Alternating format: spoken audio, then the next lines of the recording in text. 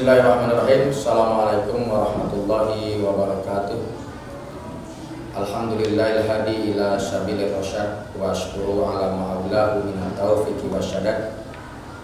Wassalatu wassalam ala khatamil anbiya wal mursalin alladzi qad badzala juhdahu li taqwimil aqwaidil mutayyibin wa ala alihi washabihi wa man tabi'ahu bi ihsanin ila yaumil ma'ud, amma ba'du. Alhamdulillah, hari ini dalam keadaan sehat dan semoga kita semua oleh Allah Subhanahu wa taala diberikan kesehatan lahir batin, dan mudah-mudahan Allah Subhanahu wa taala mempercepat hilangnya pandemi yang sampai detik ini masih mendera khususnya negara Indonesia. Sebelumnya perkenalkan dulu, saya nama Budi Syahrudin sebagai koordinator unit usaha di Pondok Pesantren Riyadhul Ulum Dakwah Condong, Kota Tasikmalaya, yang pada tahun ini dipercaya untuk menjadi host magang OPOP yang ketiga. Selanjutnya, pada hari ini saya akan mencoba memberikan atau menyampaikan, ya bentuknya sharing tentang masalah sumber daya manusia di unit-unit usaha pondok, khususnya berdasarkan pengalaman saya gali, berdasarkan kasus-kasus atau pengalaman yang saya rasakan, yang saya alami, yang saya lihat, yang saya amati, yang saya rasakan ketika saya membangun unit usaha dari mulai kecil sampai alhamdulillah sampai sekarang seperti ini.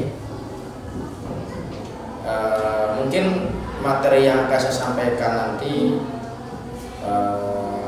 lebih spesifik, bentuknya sharing, bentuknya saya ambil dari pengalaman Pondok Pesantren Riyadhul Ulum Dakwah Condong, Kota Tasikmalaya, dalam hal mengurus, mengelola, dan memanage sumber daya manusia, khususnya dalam bidang unit usaha pondok. Silakan.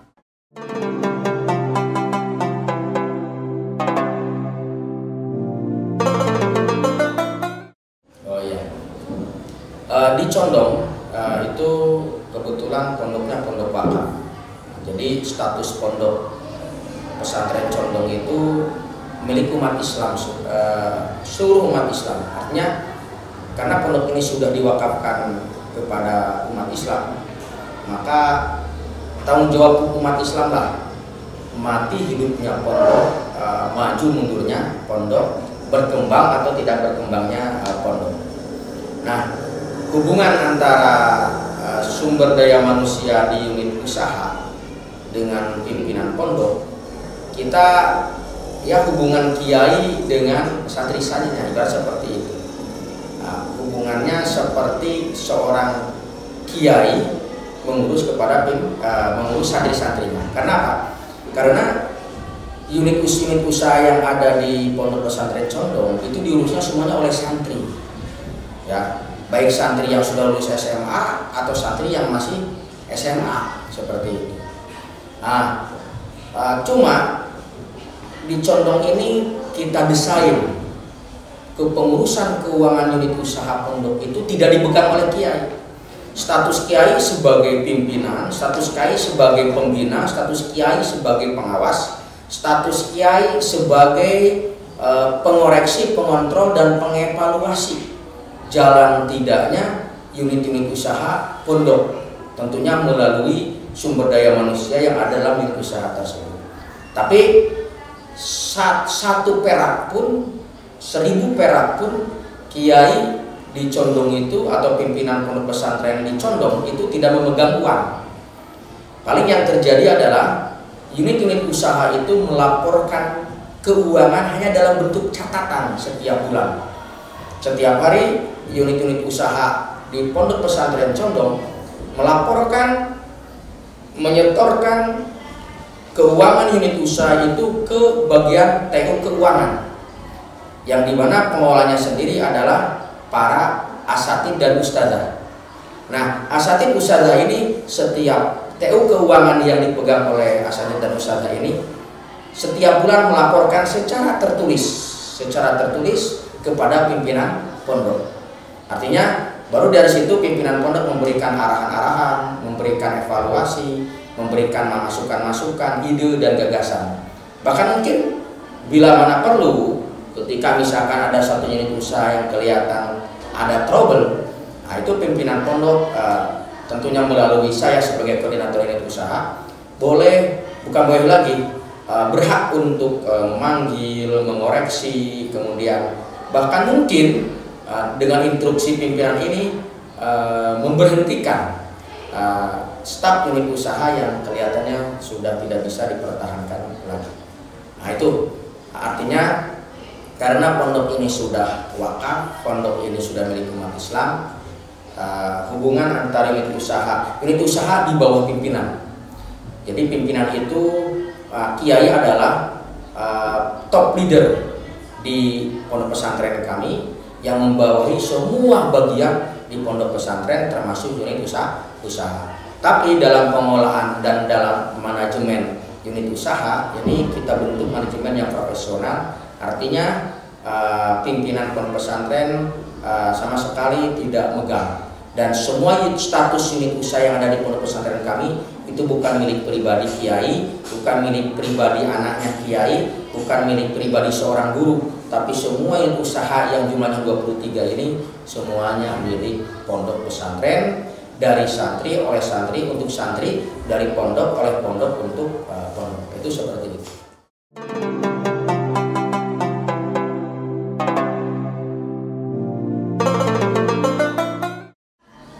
Kebetulan kita ini unit usaha ada 23 unit usaha, dari mulai minimarket, ruadamat, kemudian ada laundry, ada wartel, kemudian ada kafe, ada warung lauk pauk atau kita ibaratkan ya rumah makan, kemudian ada konveksi, ada toko kitab, ada dan buku dan lain sebagainya. Itu seperti itu.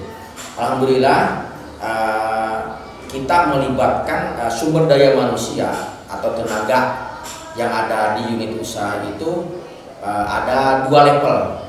Level pertama adalah para santri yang dikaryakan, yang diberdayakan di unit usaha sebagai manajer.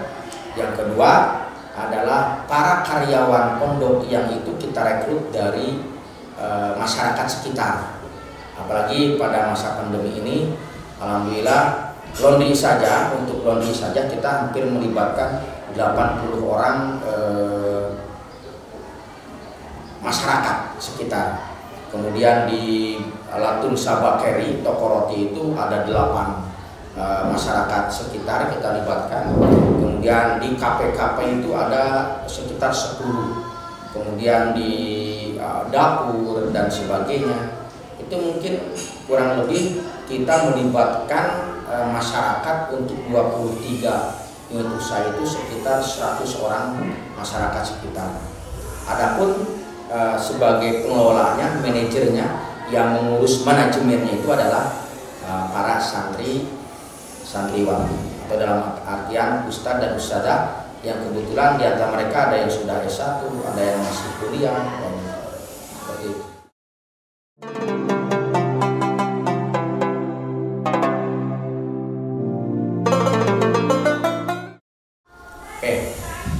Secara keseluruhan mayoritas tenaga kerja, tenaga atau staf unit usaha di unit-unit usaha pondok pesantren kami para santri dan para santriwati.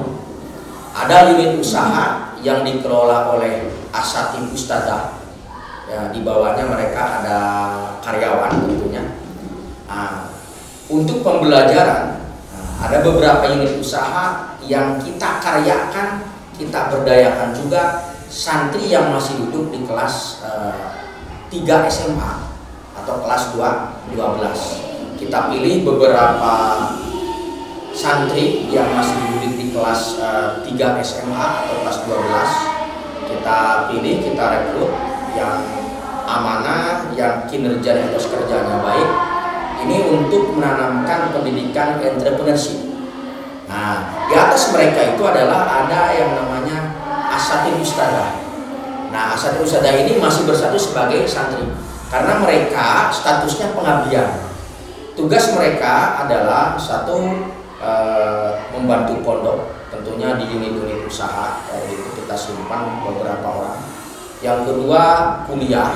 Kebetulan ada yang kuliah di perguruan tinggi yang dimiliki oleh pondok sendiri, ada juga yang kuliah di universitas di sekitar kota Tasikmalaya.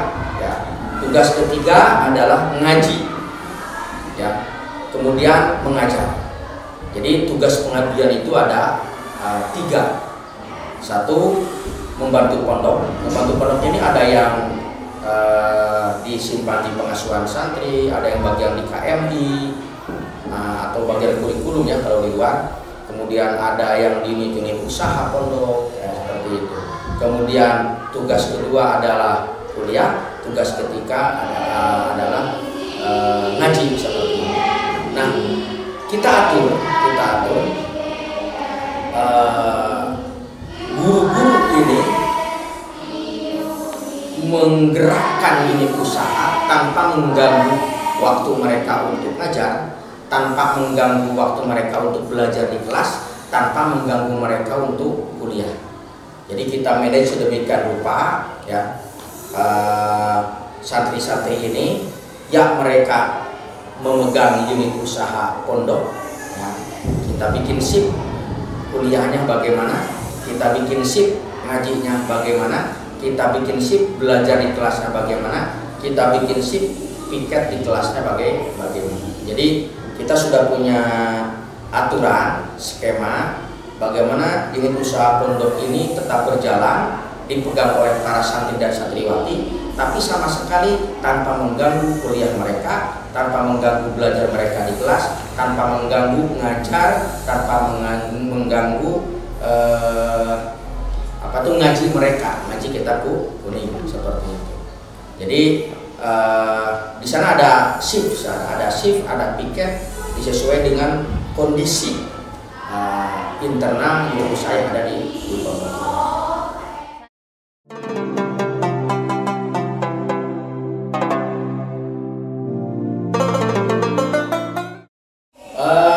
Sebetulnya orientasi kami dalam mendirikan unit usaha pondok itu adalah bukan hanya profit oriented, tapi yang paling utama adalah education oriented. Itu paling utama.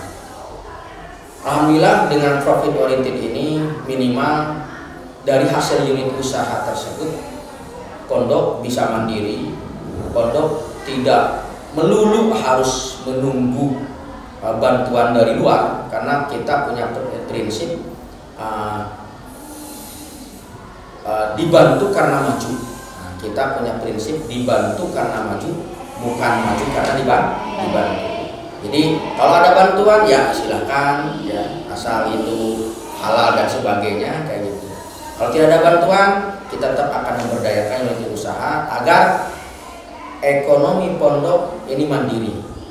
Pondok tetap berjalan, fasilitas pondok tetap bertambah, kegiatan pendidikan, pengajaran, pancajaka pondok tetap berjalan, terlaksana, kaderisasi tetap berjalan, itu dengan kemandirian unit usaha pondok lewat unit usaha.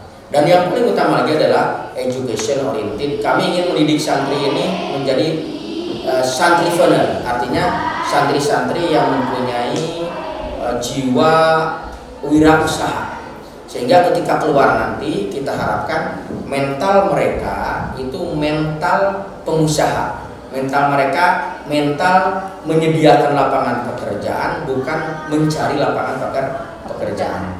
Dan itu kita buktikan, ya. Dulu ya saya terus terang saya alumni Gontor, dan saya dulu pernah mengelola unit usaha di Gontor. Nah, pengalaman saya mengelola unit usaha di Gontor itu saya praktekkan juga di Pondok Pesantren Condong, dan alhamdulillah berkah lah, qadarullah, berkah, dan alhamdulillah bisa berkembang seperti ini. Itu mungkin, jadi selain kita mendidik leadership mereka, tanggung jawab mereka, kemudian militansi mereka, kita juga ingin mendidik mereka menjadi para santripreneur, para wirausaha muslim. Itu seperti itu.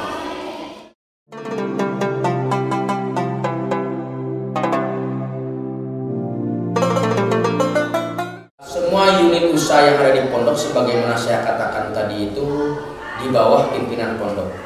Jadi paling atas adalah pimpinan pondok, dan pimpinan pondok ini yang membawahi seluruh bagian-bagian di pondok, termasuk unit usaha.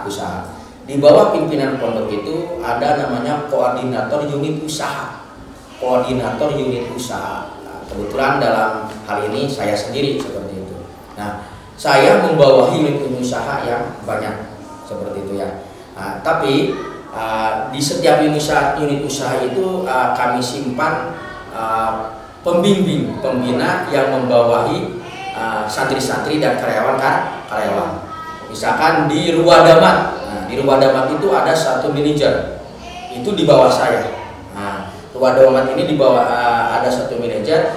Manajer ini membawahi staf-staf yang ada di unit usaha.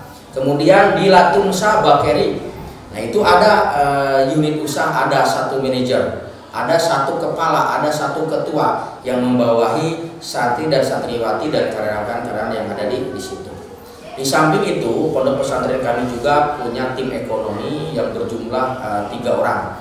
Nah, tim ekonomi ini bertugas memantau, mengawasi, dan mengembangkan, juga mengevaluasi unit-unit usaha yang ada. Dan tugas paling utama dari tim ekonomi adalah berpikir, waktu, pikiran, dan tenaganya bagaimana dicurahkan untuk menambah atau ekspansi unit-unit usaha. Tahun ini kita ingin unit usaha kita unit usaha pondok ini bukan hanya di dalam pondok saja atau disebut jago kandang, karena selama ini kita masih berkutat dalam ekonomi proteksi, artinya hanya melaksanakan memenuhi hal-hal yang memang itu dibutuhkan oleh santri. Nah, ke depan tugas tim ekonomi ini yang di bawah kami atau di bawah pimpinan pondok, tugasnya itu adalah ekspansi keluar. Cita-cita kami nanti kami punya SPBU lah, atau kami punya toko bangunan, kami punya percetakan, peternakan, dan lain sebagainya. Itu struktur unit usaha yang ada di pondok pesantren kami.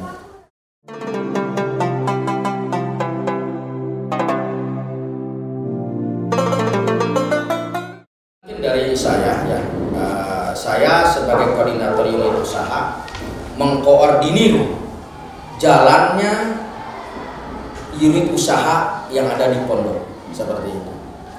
Kemudian di bawah saya ada manajer-manajer atau ketua-ketua tiap unit usaha. Nah, manajer-manajer ini bertugas ya mengawasi, kemudian mengevaluasi, kemudian memberikan ide, memberikan gagasan, bahkan mungkin melaporkan kepada kami hal-hal yang ditemukan itu adalah hal yang jelek atau negatif atau sesuatu yang bisa mempengaruhi tumbuh kembangnya unit usaha. Nah, untuk santri ya, atau santriwati yang ditugaskan di unit usaha tersebut, misalkan ada yang bertugas, tugasnya ya sesuai dengan bentuk unit usaha tersebut. Contoh, di Latumsa Bakeri itu ada staf dari santri yang bersatu sebagai ustadzah. Nah, ustadzah ini ada yang ketua, ada yang bagian pengadaan bahan untuk bakeri, ada bagian mengelola bibi-bibi yang membuat kue-kue, ada yang bertugas sebagai inventaris kayak gitu ya. Ada yang bertugas melaporkan keuangan, ada yang bertugas mencatat pemasukan dan sebagainya. Adapun ketua yang ada di masing-masing usaha itu ya itu sebagai, kalau diibaratkan sebagai manajer yang memanage sumber daya manusia yang ada di tiap unit usaha. Kalau dia ditugaskan sebagai ketua di Latungsa Bakeri, otomatis dia bertugas ketika rekrutmen karyawan bagaimana, kemudian karyawan ini dikelola, dilatih, dibimbing, diarahkan, dipikirkan gajinya juga bagaimana, kemudian kesehatannya bagaimana, skill yang dimilikinya bagaimana, sampai kemudian cara penggajian ataupun penghargaan yang diberikan kepada karyawan berprestasi bagaimana. Itu diantara tugas dari ketua yang ada di setiap unit usaha. Artinya dia bertugas terhadap tetek bengek detail tentang sumber daya manusia yang ada dalam unit usaha, termasuk bagaimana cara memotivasi karyawan agar tetap kinerja dan kinerjanya bagus, bagaimana cara mengembangkan profesionalisme karyawan di Latungsa sehingga roti-roti atau makanan yang dibikin itu tidak monoton itu saja, tetapi semakin berkembang. Bagaimana dia bertugas total quality control, mengontrol kualitas, rasanya, teksturnya dan sebagainya. Itu sedikit gambaran tentang tugas. Ada yang bertugas di kasir, ada seperti itu.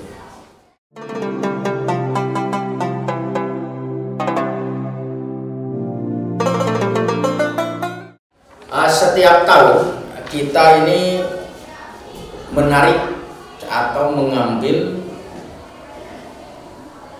tim unit usaha dari para santri atau santriwati atau dari asatidz ustadzat. Tentunya kami kalau di sini setiap tahun meluluskan sekitar 200 atau 300 SMA. Nah, di antara mereka itu, di antara lulusan SMA tersebut ada sekitar 25 santri dan 25 santriwati yang kita rekrut untuk ngabdi di pondok kami. Yang lainnya silahkan melanjutkan kuliah atau melanjutkan mondok, melanjutkan tolab ilmi di institusi-institusi atau lembaga-lembaga yang lain di luar atau perguruan tinggi yang di luar. Nah, setiap tahun kami merekrut 25 putra, 25 putri dari lulusan SMA yang kami rekrut untuk ngabdi di pondok. Tadi saya sampaikan, ngabdi di pondok bukan berarti ditugaskan sebagai karyawan, mereka bukan jongos, mereka bukan pesuruh, tapi mereka ditingkatkan lagi keilmuannya. Satu, mereka harus kuliah di perguruan tinggi yang ada di pondok. Yang kedua, mereka harus ngaji. Yang ketiga, mereka membantu pondok. Nah, inilah tenaga atau staf unit usaha kami. Dari 25 putra dan 25 putri itu, di antara mereka ada sebagian yang kita tugaskan di unit-unit usaha pondok. Nah, mereka statusnya di unit usaha tersebut sebagai manajer, sebagai pengelola. Adapun untuk misalkan masaknya, kemudian bikin minumannya atau apanya, kita rekrut karyawan dari masyarakat. Cara perekrutan karyawan dari masyarakat ini kita tentunya tidak terlalu sukar, karena yang kita rekrut tidak seperti perusahaan atau pabrik besar di luar, seperti misalkan perusahaan Masako mencari karyawan itu bikin selebaran, tidak. Nah, untuk karyawan usaha ini kita dengan terjun langsung ke masyarakat yang ada di sekitar. Kebetulan di kami ini ada sekitar 5 kampung yang mengapit lingkungan pondok. Nah, kita cari ke kita misalkan Bakeri ini membutuhkan sekitar 3 karyawan baru misalkan. Nah, kita terjun ke masyarakat, kita kasih tahu sekitar masyarakat itu, kemudian yang daftar kita tes dulu, yang daftar kita wawancara dulu, yang daftar kita magangkan dulu beberapa hari di sini. Nah, itu yang Misalkan yang daftar ada 6 atau 5, padahal yang kita butuhkan hanya 2 atau 3. Nanti setelah proses interview, proses screening atau proses wawancara selesai, kita makamkan beberapa hari. Kalau cocok, baru kita ambil. Yang sisanya mungkin tidak kita pakai, itu seperti itu. Nah, setelah direkrut tentunya tidak direkrut begitu saja. Tetap mereka diarahkan dan bahkan mungkin diberikan pelatihan sesuai dengan bentuk unit usaha yang dimana mereka bertugas. Apakah ada kendala usaha dalam merekrut dan menyeleksi tim usaha tersebut? Kendala paling utama paling satu dalam hal skill. Misalkan begini, rumah makan pondok ini membutuhkan seorang karyawan untuk di dapur, mengelola ya di dapur lah, masak dan sebagainya. Nah, terkadang orang yang datang itu tidak punya skill memasak. Ini sulit itu. Sulit berarti kalau tidak jadi, orangnya tidak jadi, artinya belum punya skill memasak, itu sulit nyetel. Nah, kita tidak mungkin direkrut kemudian dilatih dulu, yaitu membutuhkan waktu. Atau seperti kemarin pengalaman Latunsa Tailor itu, Tailor punya pondok, konveksi punya pondok, itu membutuhkan karyawan 2 orang seperti itu ya. Nah itu ada yang datang, kemudian kita tes, kita berikan job membuat rok santri kayak gitu ya, seragam santri. Nah yang satu ini lulus karena punya skill sebelumnya dalam hal jahit menjahit, termasuk motong kain kayak gitu. Nah yang satu lagi ini hasil pekerjaannya tidak rapi, bahkan banyak yang kita bongkar kembali. Nah itu mungkin apalagi selama pandemi ini kan banyak sekali masyarakat yang istilahnya tanpa pekerjaan karena terkena imbas pandemi. Itu banyak sekali di antara mereka yang mencari pekerjaan. Untuk masalah merekrut karyawan dari masyarakat itu tidak ada kendala. Cuma kendalanya banyak yang ingin lah kayak gitu ya kerja di pondok. Cuma kendalanya itu terkadang skill yang dibutuhkan itu tidak sesuai dengan atau tidak punya skill ya. Asal daftar saja seperti itu. Oke.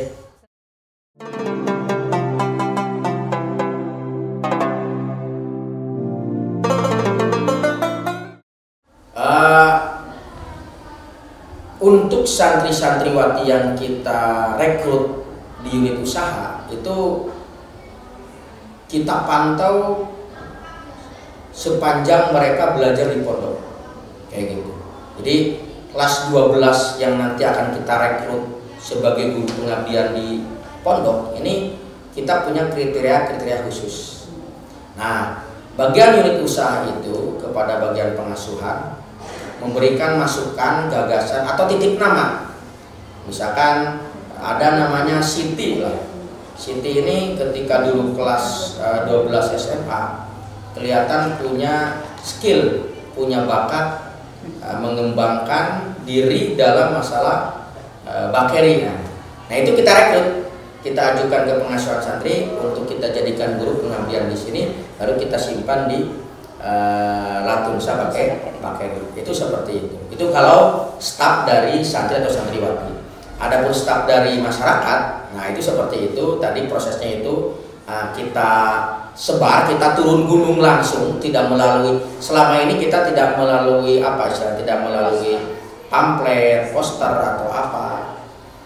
Kalau untuk karyawan usaha kita turun gunung karena kita ingin memberdayakan masyarakat yang tinggal di 5 kampung yang ada di sekitar pondok. Kita turun gunung keliling ke kampung-kampung tersebut, kemudian misalkan ada beberapa orang, baru kita tes, baru kita wawancarai, bahkan kita magangkan barang 2 atau 3 hari. Seperti kemarin untuk Latunsa Frozen, kita ini memerlukan seorang karyawan yang bisa stay di situ, masak di situ, dan kerja di situ. Nah ini dari ketuanya itu dapat 2 orang. Cuma kelihatan setelah di interview ada 1 orang yang kelihatan cocok. Kemudian kita magangkan dulu itu beberapa hari. Ada 2 atau 3 hari dilihat kinerjanya, kerjanya, dan kelihatan ternyata nyetel di situ, akhirnya kita rekrut. Itu seperti itu.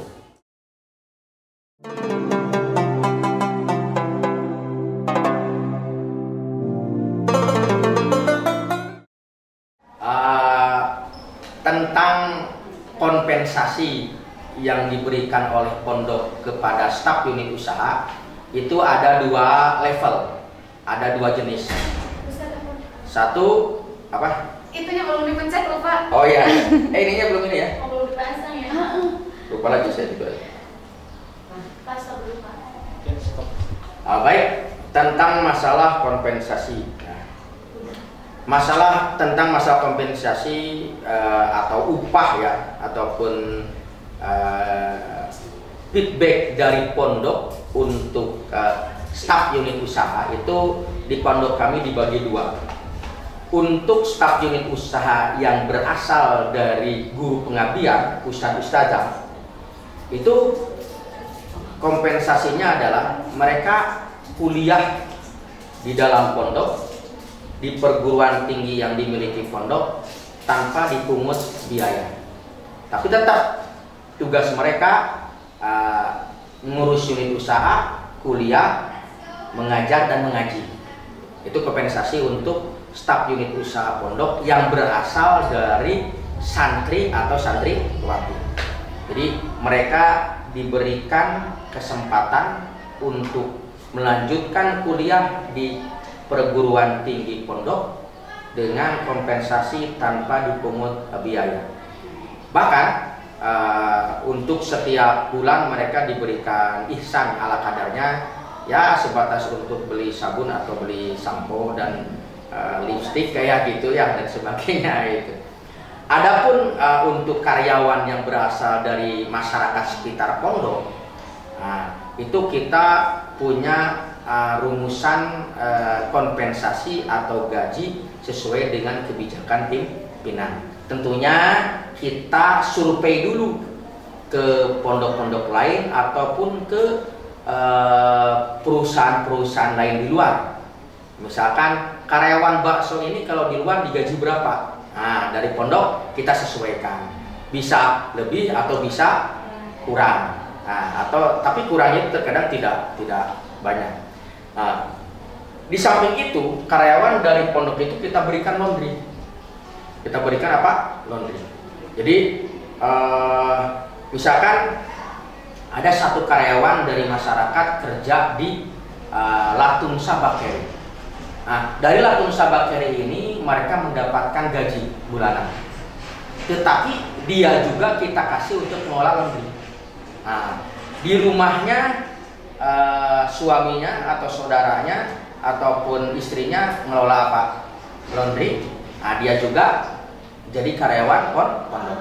Jadi mata pencaharian jadi 2. Satu, dapat gaji dari unit usaha pondok.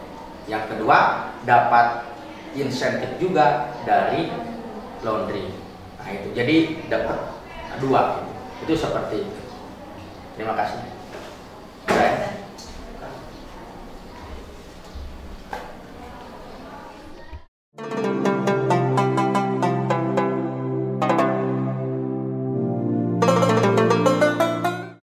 Mengelola karyawan, memang ya namanya juga manusia lah. Terkadang beda kepala, beda isi, beda orang, beda sifat, beda daerah, beda tradisi ataupun kebiasaan. Nah itu dengan 100 karyawan pondok ini berarti 100 sifat, berarti 100 karakter. Nah, kita memposisikan karyawan itu sebagai partner, sebagai mitra, ya sebagai sejawat yang dimana mereka membutuhkan pondok juga membutuhkan mereka. Itu seperti itu. Nah, karyawan-karyawan ini kita sebagai ya manajer unit usaha atau koordinator unit usaha atau staf unit usaha ya sebisa mungkin mengetahui karakter, bahkan kalau sebisa mungkin mengetahui problem pribadi yang bisa mempengaruhi kinerja mereka ketika kerja di usaha, atau sebisa mungkin dengan detail kita mengetahui karakter mereka, kapan mereka bersemangat, kapan mereka mood, kapan mereka down, kapan mereka atau hal-hal apa yang bikin mereka tidak bersemangat bekerja, tidak semangat masuk pondok, ataupun sebisa mungkin kita mengenal detail karakter yang kelebihan mereka dan kekurangan mereka. Atau mungkin terkadang problem yang ada di rumah dibawa ke tempat kerja di unit usaha, itu kita harus tahu seperti itu. Kemudian setahun sekali kita bawa mereka untuk wisata yang murah meriah saja, entah ke air panas gitu, untuk mandi air panas, atau ke pantai seperti yang sudah dilaksanakan ke Pantai Pangandaran atau ke Galunggung, itu seperti itu. Jadi kita tidak mesti kita bagaimana membuat karyawan dari masyarakat tersebut betah kerja di pondok, tentunya dengan motivasi, dengan memahamkan dan meluruskan niat kerja di pondok, kemudian dengan mengetahui karakter mereka masing-masing. Istilahnya kita dengan mereka harus dekat. Nah, jadi kita anggap mereka sebagai mitra kerja, partner kita, karena kita membutuhkan mereka, mereka juga membutuhkan kita. Sekecil mungkin kita mengetahui kekurangan, kelebihan dan karakter mereka, sehingga kita punya gaya, punya sikap bagaimana memperlakukan masing-masing karyawan pondok. Di samping itu ya kita juga kasih mereka sumber lain, pekerjaan lain sebagai mata pencaharian mereka. Dan tentunya untuk hiburan ya kita bawa mereka ke berwisata keluar. Dan mungkin itu saja dari saya tentang manajemen sumber daya manusia yang ada di unit usaha kami. Ini best practice-nya pondok kami kayak gitu. Studi kasus pondok kami seperti itu. Lebih dan kurangnya mohon maaf. Kami menerima masukan-masukan. Kami bukan yang terbaik, tapi kami ingin menjadi lebih baik. Pesan dari kami, tidak usah sungkan untuk terus belajar. Studi banding. Karena itu yang akan menjadi input bagi kita untuk mengembangkan unit usaha pondok. Terima kasih. Assalamualaikum warahmatullahi wabarakatuh.